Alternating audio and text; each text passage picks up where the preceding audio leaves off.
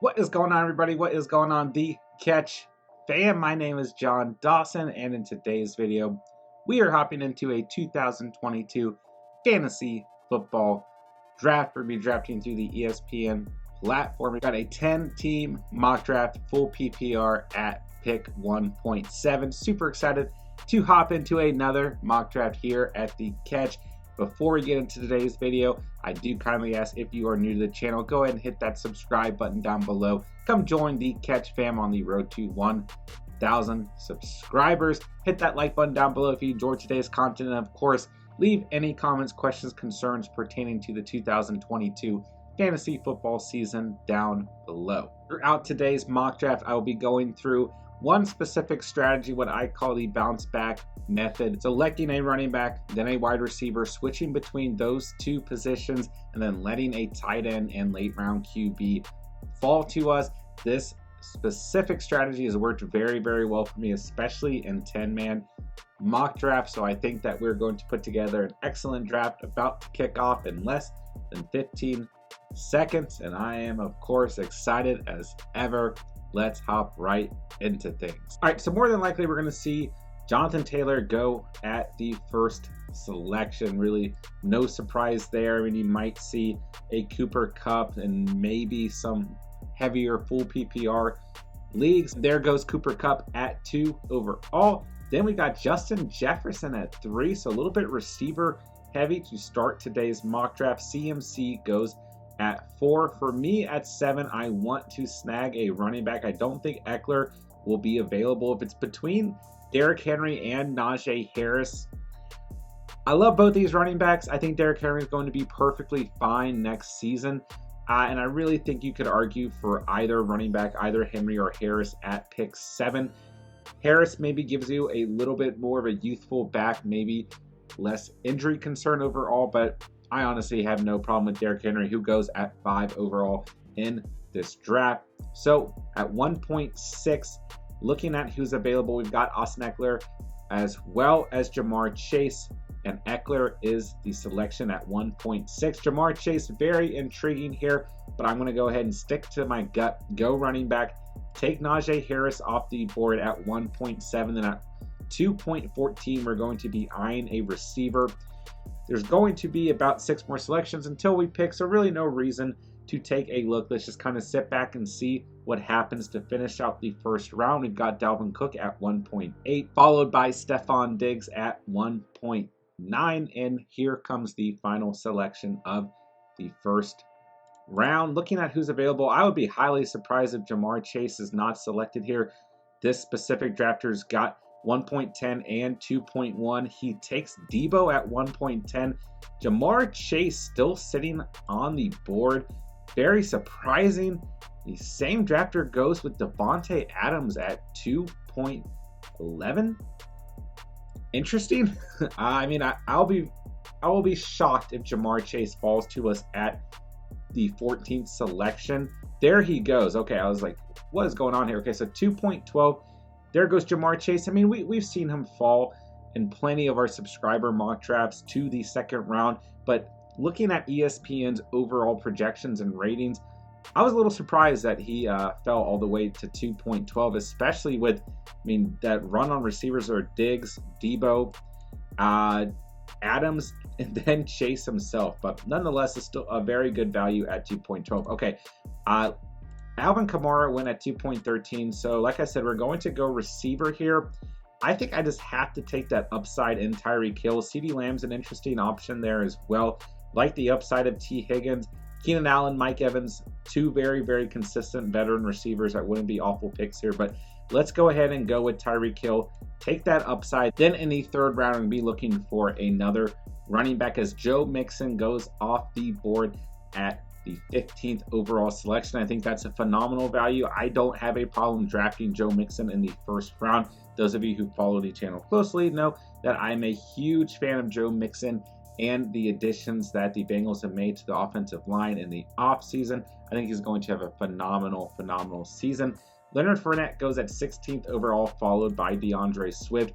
ESPN has James Conner ranked very, very high, which I have no problem with whatsoever. He's another running back that I've been very, very high on in the offseason heading into 2022. He gets selected there at the 19th selection, but some platforms, Yahoo, Sleeper, have him a little bit lower ranked overall, and he is a realistic selection at the 27th pick. But here on ESPN, he's not going to hang around that long. So looking at the available running backs for that 27th overall selection, for me, it's either Josh Jacobs or Nick Chubb. I don't even mind Ezekiel Elliott there as well. If David Montgomery is hanging around as well as Saquon, I would consider them, but I feel a little bit better about Josh Jacobs or Nick Chubb. And there goes Nick Chubb, who I was just about to talk about as we move into the third round. Here is the first player taken off the board.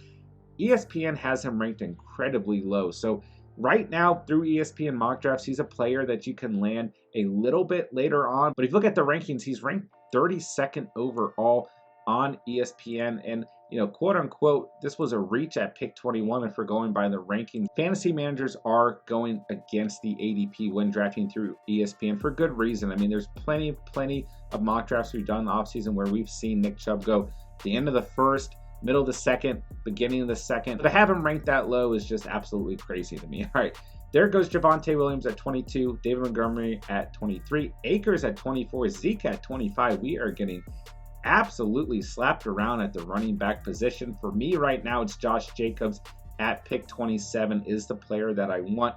I'm not quite there with Saquon Barkley. I don't feel great about the Washington Commanders backfield from a fantasy standpoint. And there goes Mark Andrews, the first tight end off the board at 26. So we'll go ahead and we'll snag up Josh Jacobs here. Saquon, don't get me wrong, he could pay off there, but I'd rather go with a safe bet in Josh Jacobs. I think that the Raiders offense is going to have plenty of opportunities to get into the red zone this coming season. So I've got no problem taking him as my RB2 behind Najee Harris whatsoever. So coming to pick 34, we're going to go ahead and eye a receiver. I don't think that Keenan Allen or Mike Evans will fall to us. If they do, we will smack them up in a heartbeat. Outside of that, I don't mind T. Higgins there. If he falls somehow, I don't think he will once again. But if you guys follow the channel closely, you guys know that I would much rather draft Tyler Boyd in the 8th, 9th, 10th, 11th, 12th round whenever he falls to you. I think he's a phenomenal value, one of the best wide receiver 3s to select. And you get him at an extreme discount where T. Higgins, you don't necessarily get that. Looking at A.J. Brown, I love the upside that you get in A.J. Brown, but you can draft Devonta Smith in much later rounds. And I think he's going to have a very consistent season overall. All right, looking at who's gone here, we see Keenan Allen off the board, Travis Kelce, the second tight end off the board at the 29th selection, then Amon-Ra St. Brown goes 30th overall. So we've got 3 more selections. We might see a Mike Evans fall out here. I don't think we will, as Saquon Barkley's off the board. If Evans falls to 34, he's 1,000% our selection. I mean, we mentioned him when we were going over Tyreek Hill. I will say, as much as I just raved about drafting Tyler Boyd, T. Higgins is very intriguing here. I also really like Jalen Waddle.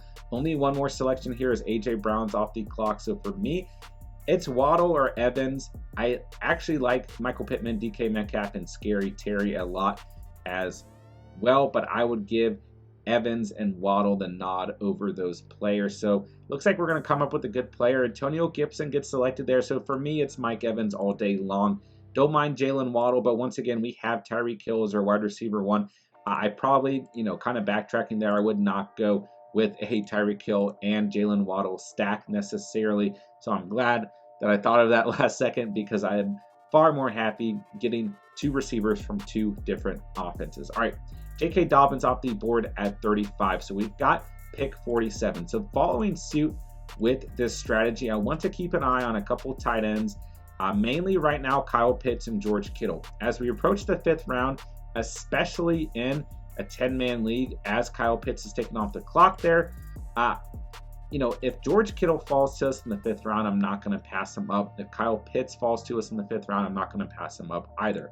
If they both get selected beforehand, then I'm going to take a step back and wait for this tier of like a Dallas Goedert, Mike Gesicki, Hunter Henry, Dawson Knox, who's ranked very low overall on ESPN, which blows my mind. I think he's going to have a phenomenal season. He's got phenomenal chemistry with our boy Josh Allen, who's still available. No QBs have been selected in this draft. I will say part of this strategy is also letting a later round QB who you have faith in fall to you. And there goes Josh Allen after a little bit of a run on receivers here. I mean, Waddle, Moore, Pittman all selected in the 4th round. Metcalf, Scary Terry, ETN, the running back position, followed by Josh Allen. But man, if Josh Allen was available there at 47, I'd have a hard time passing him up. So Deontay Johnson goes at pick 45. I do want to take a look at running back, and this is going to be tough because I really like Elijah Mitchell's value as an RB3.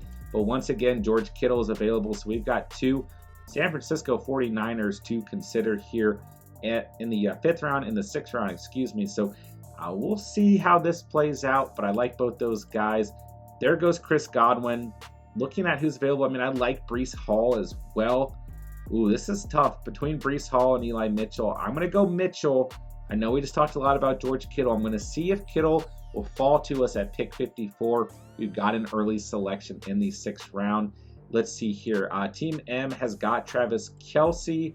So we've at least got one team that's probably not going to take a tight end, but it's very likely one of those other 2 teams will. And if we lose Kittle here, I think the value of Eli Mitchell is a little bit better overall as a running back position. Definitely will dry up far quicker throughout this draft. Not to say that tight ends are not necessarily thin as well, but running back is a position I do not want to be thin at, where I still think there are plenty of players at the tight end position I would be happy coming out of this draft with. Okay, Mari Cooper goes at 48, Justin Herbert at 49, Patty Mahomes at 50. So here in the 5th round, we're seeing a little bit of a run at the QB position. Miles Sanders, a running back I don't want anything to do with. The first selection of the 6th round. 2 more selections here. Like I said, I don't think Team M is going to go tight end. He's got Travis Kelce. There is a chance that Schlinger goes George Kittle here. If he does not, I'm going to feel really good about going ahead and drafting my RB3. He goes Breece Hall. Once again, I don't mind drafting Breece Hall as an RB3 to Eli Mitchell. I do think you can draft Michael Carter relatively later on. And I don't know, man. For me right now, I think Breece Hall has the upside out of that backfield, but I do think we're going to see a committee approach personally from the Jets. So I like Michael Carter as a later round selection a little bit more. All right, so looking at what we've done here, we've gone running back in Najee Harris, receiver in Tyreek Hill, running back in Josh Jacobs, receiver in Mike Evans, running back in Mitchell, tight end in George Kittle. Looking at the running backs available, we're starting to move into those committee type running backs. I want A.J. Dillon on my roster, especially as an RB4. I think that is just absolutely ridiculous, but we need to go ahead and snag another receiver as well. And on top of that, this draft is starting to heat up and move quite quickly. So Darren Waller, Michael Thomas, Mike Williams, Dalton Schultz, Brandon Cooks, Darnell Mooney, all off the board. Heading into the 7th round, former teammates Lamar Jackson and Hollywood Brown off the clock. I would love Hollywood Brown as a wide receiver 3. And there goes Kyler Murray and Jerry Jeudy. 2 more selections till we're up. For me, looking at a wide receiver 3 for this team, I would love Hunter Renfrow, someone I've been very high on all offseason. And I would love Devonta Smith, who we talked about a little bit earlier. Taking the advantage of getting a Devonta Smith in the 7th round or in the 8th round holds a lot more value than going out and getting A.J. Brown in the 2nd or 3rd round, in my humble opinion, although I do think A.J. Brown offers a little bit more upside. But looking at this specific roster, already having Tyreek Hill, we've got a ton of upside in Tyreek Hill. I think it could be a little bit risky playing a Tyreek Hill and an A.J. Brown every single week. All right, moving along here, Kyler Murray, Jerry Jeudy, Jalen Hurts, Cordero Patterson, and Cheese all off the board. Let's go Hunter Renfrow. I'd be very happy with him as my wide receiver 3. So we got 2 pieces of the Raiders offense there. Tyler Lockett and D-Hop off the board as we approach the final selection of the 7th round. So let's go ahead and take a look. We've seen a big run at the QB position. I may go out and get a QB here at 74 and then look for A.J. Dillon at pick 87. There's going to be a lot of receivers that I'm going to be happy with moving into the 10th round. And I will tell you guys right now, a lot of people are calling A.J. Dillon a bit of a reach at this point in the draft, but I don't see it that way at all. Looking at the available running backs, he stands out to me like a T. I want him on my team. I don't care. He's a player I'm going to go out and quote unquote reach for and have no problem with it whatsoever. Where if we look at the receiver position, it's a lot more deep in my humble opinion. We can break that down in just a second here, but let's go ahead and get a QB. I don't mind Dak Prescott here, I don't mind Joe Burrow, don't mind Aaron Rodgers, don't mind QB12, Russell Wilson, Matthew Stafford. A lot of good options here, but ultimately, let's go with Joe Burrow, who I think is going to have a phenomenal season behind a completely revamped offensive line, a dark horse candidate, so to speak. Maybe not even dark horse at this point to win MVP next season, but looking at some other available QBs we could have gone with, I think that Dak Prescott is a great option. He finished as a top 10 fantasy QB last season, and no one's really talking about Dallas this offseason. It kind of blows my mind. Offensively, during the regular season, they did a lot of good things from a fantasy perspective. Obviously, Tom Brady, QB3 last season, he's not going to be a bad option either, although he's getting up there in age. He's Tom Brady. I got nothing else to say. A-Rod as well, MVP last season, MVP the season before, QB5 last season. I don't know why he's moved down the list so incredibly far. I mean, I guess I do. Devontae Adams is gone, but I do think personally that A-Rod's going to be able to get it done and be a hell of a fantasy steal in late rounds this season. Keeping up with what's going on, we got Adam Thielen, Devonta Smith, and CEH all off the board. Don't mind Russell Wilson. No, he missed a lot of time last season. He's in a new offense. I think he's going to have a great season. Another guy I would say is a dark horse candidate to win MVP. Then you got staph infection, a top 8 QB last season as well. Really nothing has changed there except Bobby Trees is gone, and I guess Odell's hurt and probably not at this point looking like he's going to be re-signed to the Rams. But you add Allen Robinson, it's still a great offense. Matthew Stafford's going to be just fine overall. All right, Dak Prescott's off the board, Drake London's off the board, Gabe Davis is off the board, and Elijah Moore is off the board. This is really interesting for me because there's a lot of receivers that I would like to take a chance on here. Treylon Burks, if he's available at 87, Christian Kirk as well, Christian Watson, Sky Moore, Robert Woods, Michael Gallup. There's plenty of receivers that I like here, but looking at the overall available players, like I said, A.J. Dillon is the player that I want. I think that there's going to be equivalent value at the receiver position at 94, where looking at the running back position, A.J. Dillon just stands out to me. I like Tony Pollard a lot as well. Don't mind Michael Carter.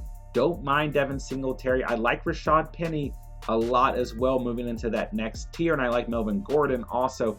But man, A.J. Dillon, I mean, it might just be a personal thing, but he's a player that I want on my fantasy roster. I mean, really, when you break down his stats from last season, they were very, very similar to Aaron Jones' stats overall, although Aaron Jones offers maybe a little bit more upside, little bit higher scoring games overall.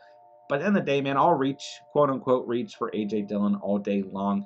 I like Pollard in a similar situation, and I like Rashad Penny to have a good opportunity to still get a lot of touches in that backfield, even with the addition of Walker to that offense as well. All right, moving on to pick 94. I'm going to go ahead and target a receiver. We saw Treylon Burks get selected there quite some time ago. As we move into round 10, Rashad Penny is gone as well. We are on the clock. I'm going to probably go Christian Kirk here. I don't mind taking a chance on like a Christian Watson or a Sky Moore.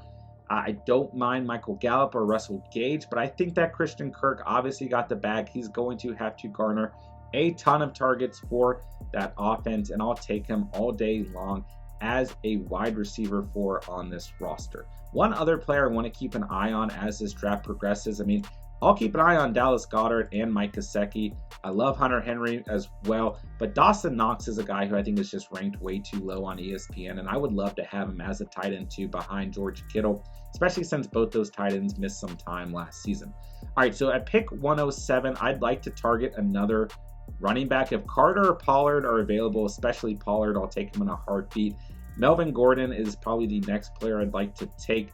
Alexander Madison and Tyler Algiere kind of in the next tier, as well as Darrell Henderson of players I like to draft. And I'd probably put Dameon Pierce in there as well. Algiere's kind of been my later round running back to go ahead and select. I think he's got a great opportunity to become an RB1 for the Falcons. And I do think as the offseason continues to progress, he's going to move up on a lot of fantasy managers' draft boards. He's just going to have a clear shot to become an RB1 in his rookie season.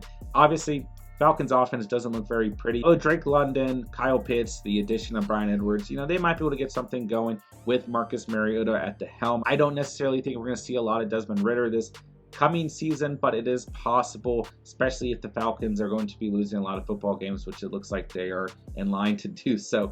So we'll see, but overall, I do think that Algiere is a really good value at where you can select him. All right, looking at who's available, James Cook is kind of interesting here, but I'm going to go Melvin Gordon.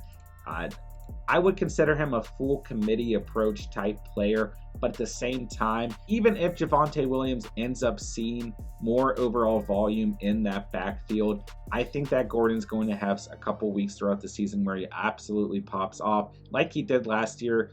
Once again, I think it's going to be Javonte Williams getting the bulk of the carries. Last season was basically 50-50. We're going to go in and take Dawson Knox off the board here. I think Christian Watson would have been a good selection there as well.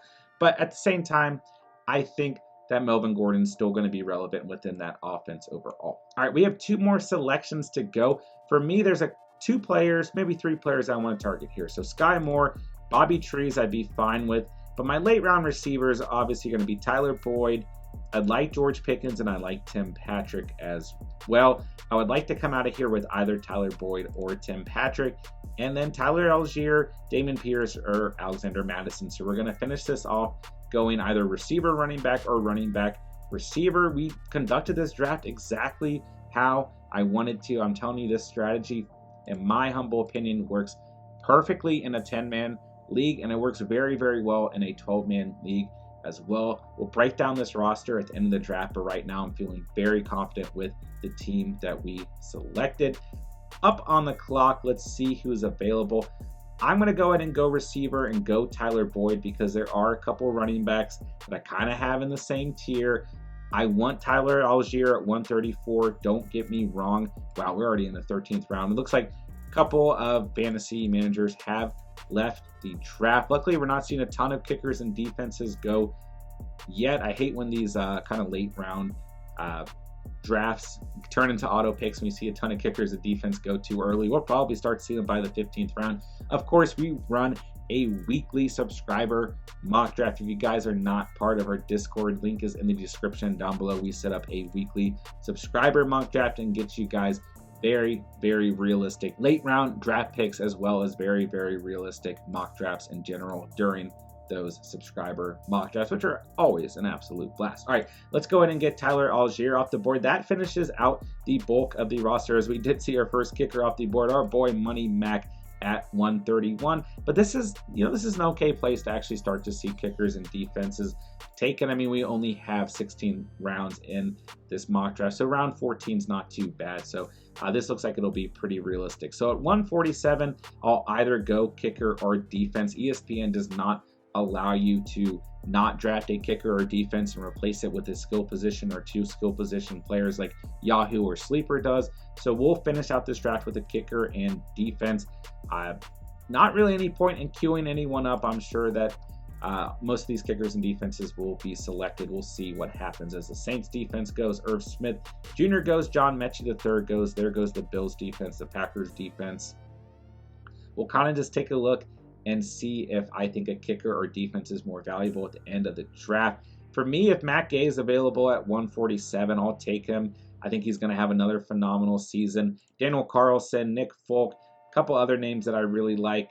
Bucker is not bad. McManus, Tyler Bass, not bad options, as well as Jake Elliott. There goes Carlson, who was last season's kicker #1. Looking at defenses available, I mean, the Patriots, Rams, and Chargers are ranked pretty low. The Broncos have a pretty good opening season as well in terms of a streaming option. So I'll go kicker here. We'll take Matt Gay, top 5 kicker from last season. And moving on to pick 154, I'd like to land the Patriots just because they are so incredibly consistent from a defensive perspective and from a fantasy perspective in terms of their defense. I think they're just an incredibly safe pick, especially if you like to stream defenses. They're a nice defense to go out and draft if you have to draft a defense. Even if you plan on streaming a defense, they're a team that's going to show up for you on a consistent basis, whether it's 8 points, 10 points, 14 points on a regular basis. I like the Chargers with some nice upside. I do think that the Rams will be a solid team, but they were pretty disappointing from a fantasy perspective last season. Don't forget about that Colts defense. I think they're going to be really good. They were very, very good last season, a top 8 unit. Let's see, the Rams, for example, or that's the Chargers, came in at 25. Their secondary played awful. The Rams were 13th overall, which was really disappointing. The Patriots were 3rd overall. I'm going to take them here. Like I said, the Colts, don't sleep on them. They're going to have a great season as well. All right, man. So I thought that this strategy, which I keep referring to, for lack of a better term, as a bounce back strategy, going running back, receiver, repeating that, keeping an eye on a couple different tiers of tight end, and really worked out for us at the tight end position tonight. Drafting a tight end when you feel comfortable and it feels right, and not letting certain tight ends get away from you, so you still have that advantage at the position, then letting a late round QB, your QB1 who you're comfortable with, fall to you as well. Repeating that receiver to running back switch throughout the rest of the draft, and possibly drafting a second tight end or QB if you feel need be. I think we absolutely killed this draft. If you did enjoy today's content, make sure to hit that like button down below, and of course subscribe. Come join the Catch fam on the road to 1,000 subscribers. Let's go ahead and look at the team real quick. So round 1, we got Najee Harris, went on to Tyreek Hill as our wide receiver 2, Josh Jacobs, Mike Evans, Eli Mitchell, George Kittle, Hunter Renfrow, Joe Burrow, AJ Dillon, Christian Kirk, Melvin Gordon, Dawson Knox, Tyler Boyd, Tyler Algiere, Matt Gay in the Patriots defense. If I am in a 10-man league and this is my team coming out of the draft, I would be absolutely ecstatic. Let me know in the comments down below what you guys think of this team overall. I thought it turned out really good. That running back room with Najee Harris, Josh Jacobs, Eli Mitchell is an RB3, AJ Dillon is an RB4, Melvin Gordon and Tyler Algiere on the bench. Lots of upside there. Melvin Gordon in a great committee/handcuff situation. I think Algiere's got an opportunity to become an RB1 at the Falcons. I love AJ Dillon as not necessarily a handcuff situation, but a committee approach where he gets work even if Aaron Jones is fully healthy. And if Aaron Jones goes down, then you've got an automatic RB1. Mitchell, I know some of you guys have some concerns about overall, but I like Eli Mitchell as an RB3.